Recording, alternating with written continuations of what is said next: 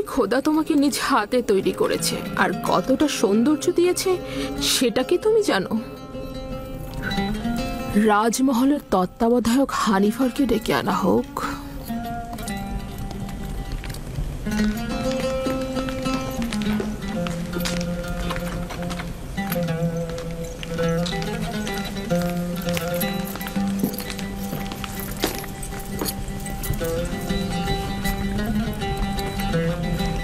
এটি সে তার বালিশের নিচে লুকিয়ে রেখেছিল।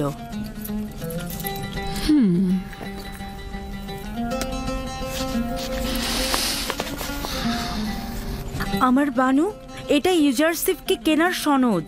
শামুন নামের একজন ইউজারশিপকে মালিকের নিকট বিক্রয় করেছেন। এটা তো রাজমহলে থাকা উচিত, তোমার কাছে নয়। আপনি যা ভালো মনে করেন।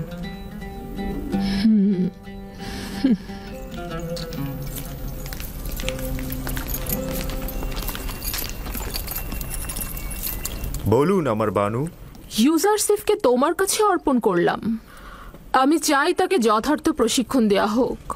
রাজমহলের চালচলন এবং আচার ব্যবহার তাকে শিক্ষা দেয়া হোক। এ ব্যাপারে আপনার ওপর আমার যথেষ্ট বিশ্বাস রয়েছে। আপনি ইউজারশিপকে সঠিক শিক্ষা প্রদান করতে পারবেন।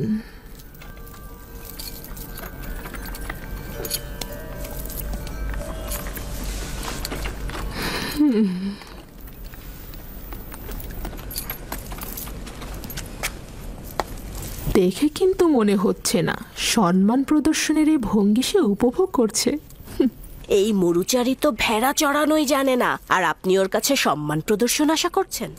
ওর তো বংশ পরিচয় নিয়েই আমি সন্দিহান। ও সম্মান প্রদর্শন শিখবে কোত্থেকে? দেখো, এই পোশাকে তাকে কি সুন্দর লাগছে। আস্তে, প্রকাশ্যে ওর এমন তারিফ করবেন না, তাতে অহংকারী হয়ে যাবে। এসো আমার সঙ্গে।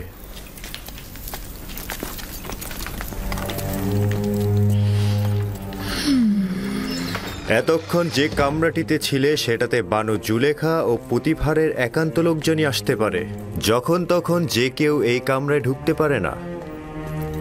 এই কামরায় প্রবেশ করতে হলে তাকে অবশ্যই 7টি দরজা অতিক্রম করতে হবে। এই 7টি দরজা শক্তভাবে তালাবদ্ধ থাকে, আর তালাবদ্ধ অবস্থায় যে কেউ চাইলেই সেখানে প্রবেশ বা বাহির হতে পারে না। আর এই দরজাগুলোর চাবি শুধুমাত্র বানু জুলেখার কাছেই সংরক্ষিত থাকে। এই জায়গাটি হচ্ছে আমাদের রাজমহলের সবচেয়ে দৃষ্টিনন্দিত স্থান, আর এইখান থেকেই আমাদের প্রিয় মিশরের নীলনদ পর্যবেক্ষণ করা যায়। আর ওই পশ্চিমে মৃত ব্যক্তিদের দুনিয়াও দেখা যায় এখান থেকে। এসো আমার সাথে।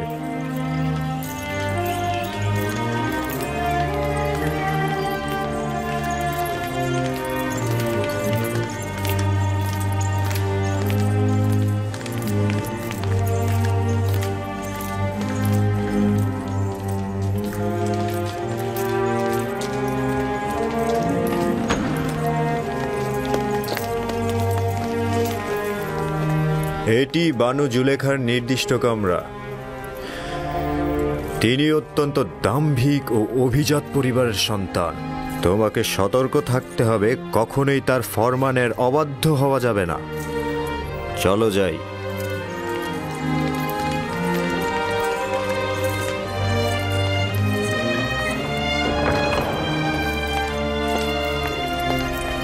এটা জনাব পুতিফারের খাস বিশ্রামাগার ও কিতাবখানা।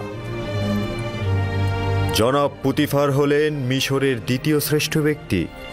তোমাকে শিখতে হবে কিভাবে রাজ্যের সম্মানিত ব্যক্তিদেরকে কুর্নিশ করে সম্মান দিতে হয়।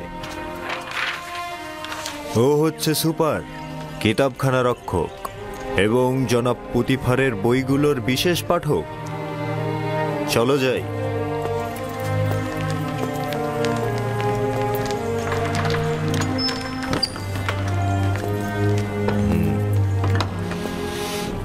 এই কক্ষটি হচ্ছে জনাব পুতিফার ও বানু জুলেখার আহার কক্ষ।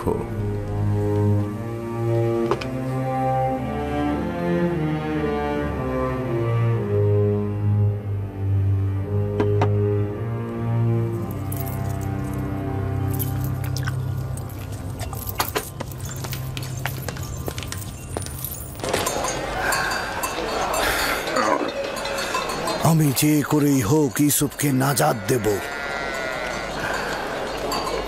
তার মুক্তির পথ খুঁজব। এমন ভাবে বললেন যেন ইউসুফ জেলখানায় আর আপনি তাকে মুক্ত করবেন। কয়েদখানায় থাকা আর গোলামি করা তো একই। কিন্তু পুতিফারের রাজমহলে ওর মতো গোলাম আর একজনও নেই। যদি পাখির জন্য আকর্ষণীয় খাঁচা বানানো হয়, তবে কি সেটা পাখির জন্য খাঁচা নয়? ইউসুফকে মুক্ত করে ইয়াকুবের কাছে নিয়ে যাব। এর আগে আমি কিছুতেই মিশর ত্যাগ করব না। কিন্তু আপনি দেখেছেন পুতিফার আর ওর স্ত্রী ওকে কতটা ভালোবাসে। কিন্তু ইয়াকুব নবীর তুলনায় তা নগণ্য। ইউসুফের বিচ্ছেদে না জানি ইয়াকুবের কি অবস্থা হয়েছে। কিন্তু মালিক, ইউসুফ তো নিজেই বলেছে তার মিশরে আসাটা খোদাবন্ধের ইচ্ছায়। এটি আমার সর্বশেষ বাণিজ্য। যত দ্রুত সম্ভব জিনিসপত্র বিক্রি করে ব্যাবেলে ফিরে যাও। কি?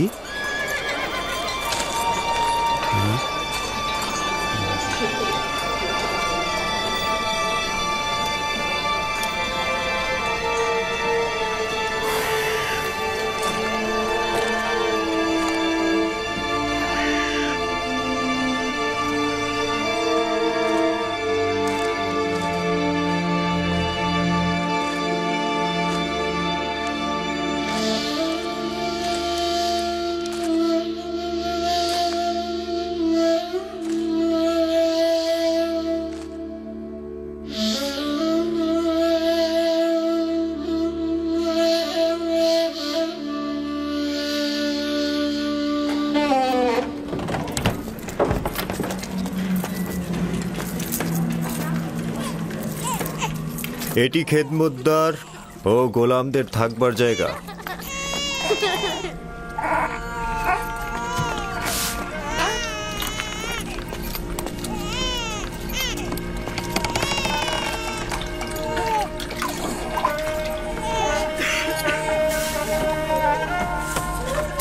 জনাব হানিফার এসেছে, জনাব হানিফার এসেছে, জনাব হানিফার এসেছে। এরা সকলেই জনাব পুতিফারের রাজমহলের খেদমতদার। এরা মহলের বিভিন্ন অংশে কাজ করে থাকে। কেউ কেউ প্যাপিরাসের খামারে কাজ করে, আবার কেউ কেউ তুলা চাষও করে।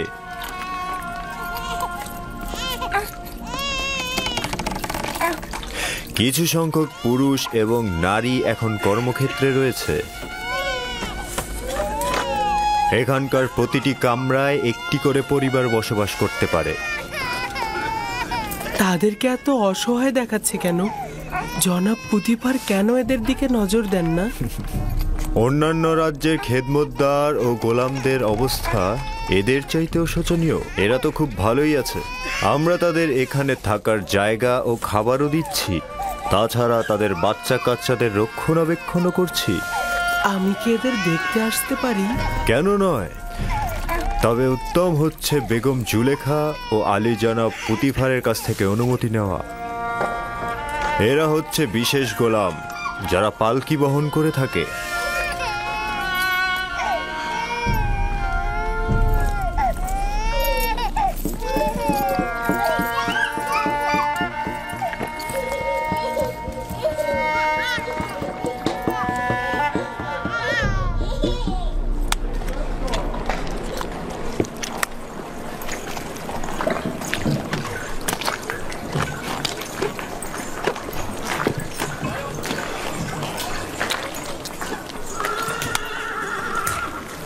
এখানে প্যাপিরাস থেকে লেখার কাগজ তৈরি হয়। আলী জনাব হানিফার ওপর দরুদ বর্ষিত হোক। এটা প্যাপিরাসের কাগজ, এটাতেই লেখা হয়। আমরা লেখার জন্য পশুর চামড়া ব্যবহার করতাম। এটা কিন্তু পশুর চামড়ার থেকেও উত্তম। তুমি কি লিখতেও পারো?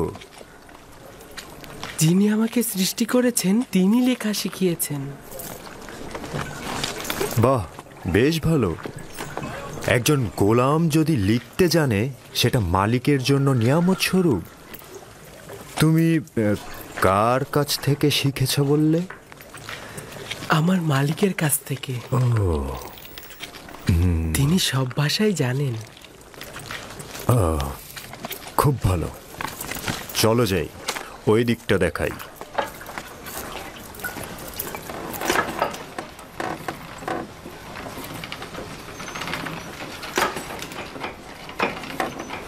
এটি হলো কাতান বুননের স্থান। কাতান কি? কাতান হচ্ছে সেই কাপড় যেটাকে কোমরে পেঁচিয়ে পরিধান করে থাকি আমরা, এবং এই কাপড়টা দিয়েই লেবাস তৈরি করি। সবচাইতে মোলায়েম যে কাতানটি তৈরি করা হয় সেটার নাম কাতানে সালাতানাতি। শুধু রাজমহলের বাসিন্দাদের জন্যই এ কাতান তৈরি করা হয়। বানু জুলেখার আকর্ষণীয় যে কাতানগুলো আছে সেগুলো এখানেই তৈরি হয়। চলো যাই।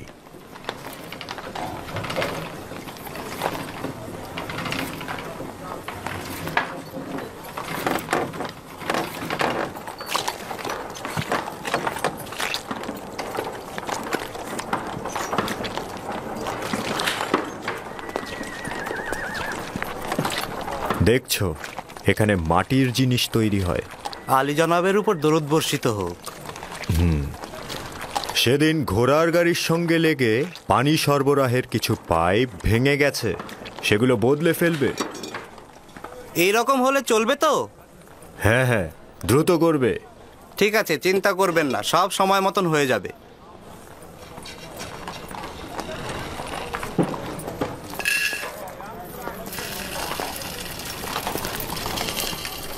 এটি খাদ্য সরবরাহের ভাণ্ডার। রাজমহলের সমস্ত খাবারের উপকরণ এখানেই রাখা হয়।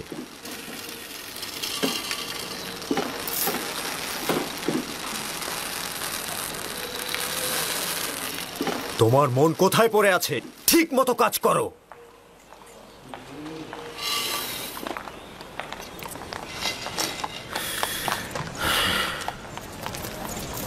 ভুলে যেও না, এখন থেকে তোমাকে তলব করে সওয়াল করা না পর্যন্ত কোনো জবাব দেবে না। কি মনে থাকবে? বানু জুলেখা একজন দাম্ভিক নারী। কখনো কখনো সে রাজসভার সদস্যদের সঙ্গেও কঠোর আচরণ করেন। ছেড়ে দাও, আমি এই কাজ করিনি। বিশ্বাস করো, আমি এই কাজ করিনি। আমাকে ছেড়ে দাও, আমাকে ছেড়ে দাও, আমি করিনি।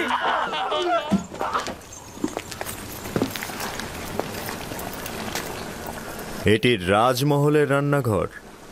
বিভিন্ন ব্যক্তিদের জন্য এখানে হরেক রকমের রান্না করা হয়। গোলাম ও খেদমতদারের জন্য আলাদা খাবার, দায়িত্বশীল ব্যক্তি ও তত্ত্বাবধায়কদের জন্যও আলাদা খাবার, এবং জনাব পুতিফার ও বানু জুলেখার জন্য স্বতন্ত্র খাবার তৈরি করা হয়। কেন অনেক রকম খাবার তৈরি করা হয়?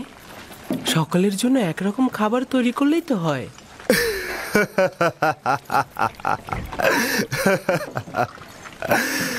এটা কি করে সম্ভব? জনাব পুতিফার ও বানু জুলেখার গোলাম ও খেদমতদারগণ তো এক সমান নন।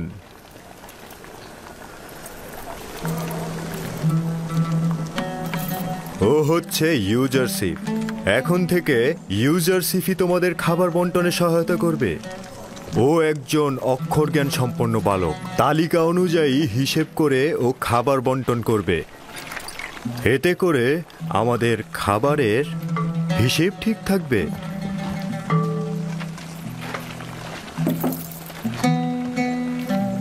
দেখেছো তোমাকে কত আগ্রহের সঙ্গে দেখছে, আর তোমার জন্যই এখানে জড়ো হয়েছে সবাই। তোমরা এখানে কি চাও? নিজেদের কাছে যাচ্ছ না কেন?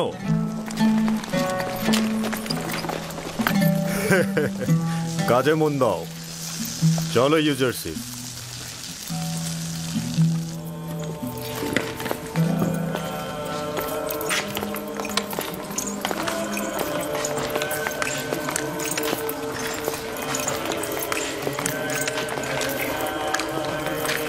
এইটা হলো রাজমহলের ইবাদতখানা। জনাব পুতিফার ও বানু জুলেখা এবং রাজমহলের ব্যক্তিরা এখানে ইবাদত করেন। আমরা নিজেদের খোদাকে এখানে সংরক্ষণ করে রাখি। তার মানে আপনাদের খোদার থাকার জন্য বসবাসের জায়গা দরকার? অবশ্যই দরকার। খোদাকে তো আর খোলা আকাশের নিচে রোদ বৃষ্টিতে রাখা যায় না।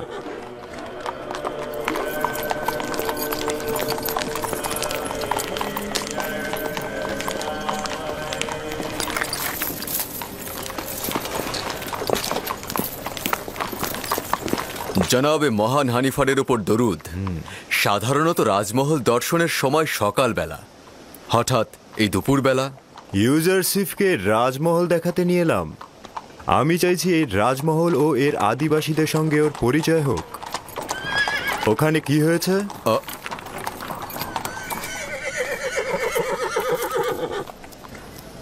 রাজমহল থেকে জোহর চুরি হয়েছে।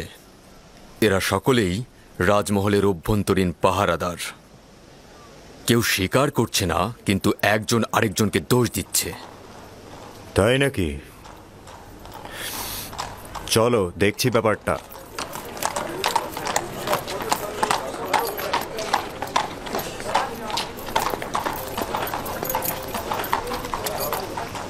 এদের দুজনকেই হাত পা বেঁধে রাজমহলের সামনে রশি দিয়ে ঝুলিয়ে চাবুক পেটা করা হোক। যতক্ষণ পর্যন্ত না স্বীকার করবে চলতেই থাকবে।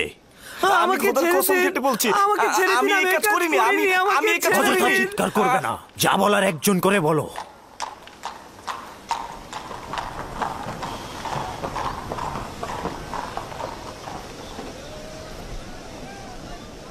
কিন্তু জনাব হানিফার, মহান খোদার কসম, আমি অপরাধী নই। সত্যি বলছি, আমি চুরি করিনি। আসলে যেদিন চুরি হয়েছে সেদিন তো আমি আসিনি, সেদিন তো আমি ছিলামই না। আমি চুরি করিনি। আমরা তো অবশ্যই দোষীকে খুঁজে বের করতে সক্ষম হব, তাই না? এর চাইতে উত্তম হবে দোষ স্বীকার করো, নয়তো পরিণতি খুব ভয়াবহ। সে বলেছে তুমি তার গাফিলতির সুযোগে খেদমত মহলে প্রবেশ করেছ। আমি প্রবেশ করেছি? আমি তো সেদিন আসিনি। ও মিথ্যে কথা বলছে, মিথ্যুক কথাকার। ভুল করেছি, তখনই ওকে ধরা উচিত ছিল আমার। আমি খোদার নামে কসম কেটে বলছি, আমি নিজ চোখে দেখেছি ওকে চুরি করতে। আমাকে আর কেউ দেখলো না, শুধু ও দেখলো? এটা হতে পারে? একজন পাহারাদারের দায়িত্ব খেদমত মহলে কে প্রবেশ করছে এবং বের হচ্ছে তার নজর রাখা। তোমার ঘুমানো উচিত হয়নি। তুমি দোষী, কেননা তুমি কাজের সময় ঘুমিয়েছ, আর তোমার পক্ষে কোনো সাক্ষীও নেই। কিন্তু আলী জনাব, আমি সত্যি করে বলছি, আমি চুরি করিনি। দুঃখিত। নিনিফার কোপাতাকে আজাদ করুন এবং ওকে জেলখানায় পাঠিয়ে দিন। আলী জনাব, আমি চুরি করিনি, আমি চোর নই, আমি সত্যি বলছি। আপনারা আমাকে রহম করুন, খোদার কসম কেটে বলছি। আমি তোমার জবান বন্ধ করো। নীলিফার, তুমি খোদার ক্রোধে আগুনে জ্বলবে। কেন সত্যি বলছো না? আলী জনাব, আমি চুরি করিনি, আমি সত্যি বলছি, খোদার কসম। আমি চোরকে শনাক্ত করতে পারবো। না পুত্র আমার, এটা তোমার কাজ নয়। আমি আপনাদেরকে নিশ্চয়তা দিচ্ছি। আপনারা কি চোরকে শনাক্ত করতে চান না? চাই, কিন্তু তুমি কি করে চোরকে শনাক্ত করবে? আমার আব্বাজান শিখিয়েছে। তিনি ফয়সালা নির্ধারণে দক্ষ ছিলেন।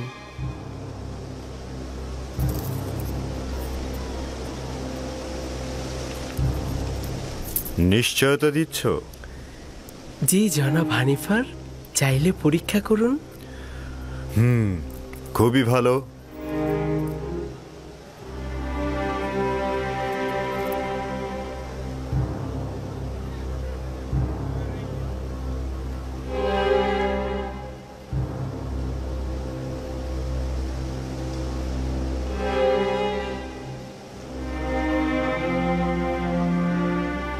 আমি জানি চোরকে।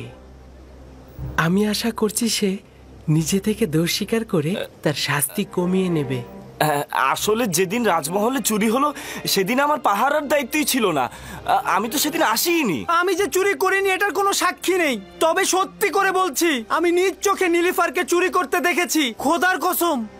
আমি গুনাহগার ব্যক্তিকে শনাক্ত করতে সক্ষম হয়েছি, আর কিছুক্ষণের মধ্যেই আমি তা প্রমাণ করে দেব।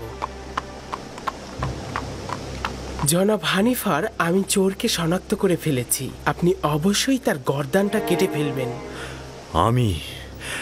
আমি শুধু চাইছি তাকে শনাক্ত করতে। একবার শুধু শনাক্ত হোক।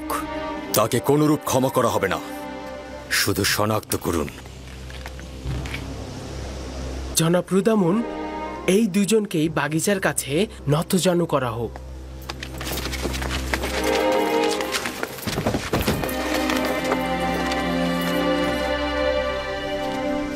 তাদের চক্ষু যুগল বেঁধে ফেলা হোক। রুমাল নিয়ে এসো।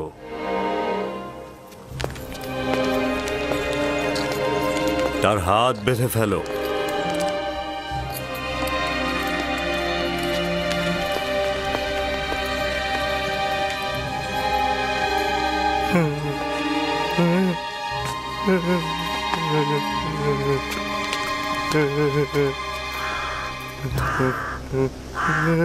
আরো একবার চোরকে সুযোগ দিচ্ছি, তুমি নিজে থেকে দোষ স্বীকার করো, শাস্তি কম পাবে। কিন্তু আমি যদি শনাক্ত করি তাহলে অবশ্যই তোমার গর্দান কাটা হবে।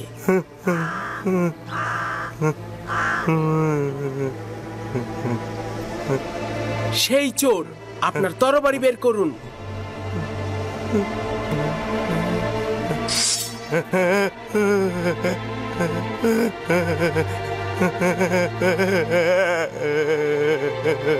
এই চোরটার গর্দান কেটে ফেলুন। না না না না, আমি স্বীকার করছি, আমি স্বীকার করছি, আমি চুরি করেছি, আমি ভুল করেছি, আমি স্বীকার করছি জনাব রুদামুন, আমি স্বীকার করছি আমি চুরি করেছি। তুমি নিজেও চিন্তা করনি যে এত তাড়াতাড়ি স্বীকার করবে। শাবাশ ইউজারশিপ, শাবাশ। তাকে নিয়ে যাও।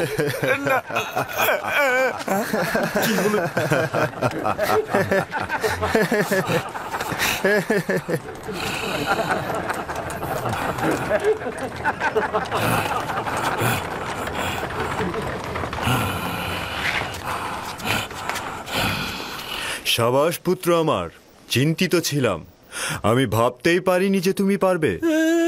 শুকরিয়া জ্ঞাপন করছি, অনেক অনেক কৃতজ্ঞতা জ্ঞাপন করছি। আমি গুনাহ না করেও শাস্তি পেতে যাচ্ছিলাম, অনেক অনেক শুকরিয়া। তোমাকে দোষী করেই তোমার জীবন বাঁচানো হলো, তাছাড়া আসল চোরকে ধরতে পারতাম না। তুমিও একেবারে গুনাহীন নও, আর একবার যদি দায়িত্বের অবহেলা করো তাহলে কঠিন শাস্তি প্রদান করা হবে। আজ্ঞা শিরোধার্য, এরকম আর হবে না। শুকরিয়া, শুকরিয়া। খুবই ভালো পুত্র আমার, চলো যাই, আমার সঙ্গে এসো। কি দারুণ বুদ্ধি রে বাবা! এই দেখলে কিভাবে চোরটাকে ফাঁদে ফেললো? যেমন বুদ্ধি তেমনই সুদর্শন। আমার তো বিশ্বাসই হচ্ছে না, একটা বালক কি করে এই কাজ করলো।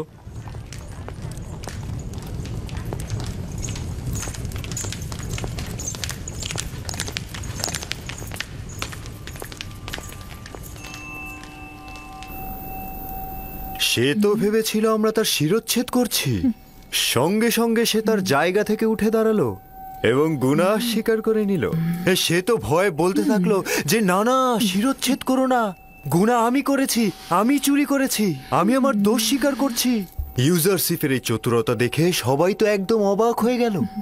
কেউ তো চিন্তাও করতে পারেনি তার মতো একটা বালক এত তীক্ষ্ণ বুদ্ধি সম্পন্ন।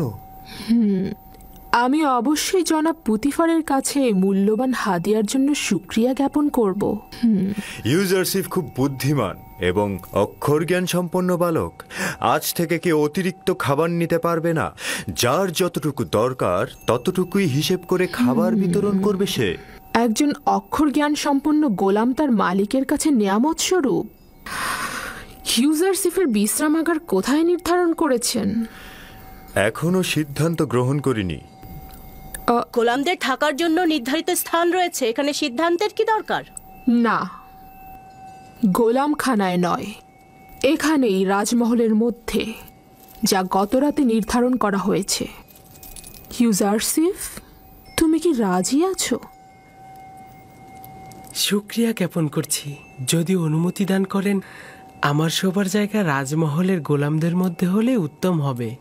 আমি বলবো তুমি কোথায় এবং কাদের সাথে জীবন গড়বে। বুঝতে পেরেছ? জি। বানু, রাজমহলে একজন গোলামের উপস্থিতি নিয়মের বরখেলাপ। এতে করে অন্যান্য গোলামরা ঈর্ষান্বিত হয়ে উঠতে পারে। যখন আমি এবং এই মহলের প্রভু পুতিফার তার প্রতি আকৃষ্ট হয়েছি, তখন আর কারো হক নেই তার প্রতি দৃষ্টি দেয়ার।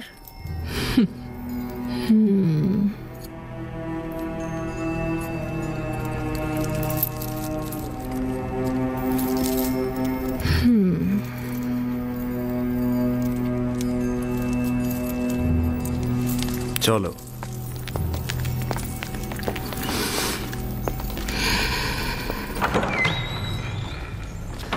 ইউজারসিফ, পুত্র আমার কোনো পুত্র সন্তান নেই। আমাকে তোমার পিতার ন্যায় জানবে এবং যে কোনো মুশকিলে আমাকে স্মরণ করবে। শুক্রিয়া জ্ঞাপন করছি।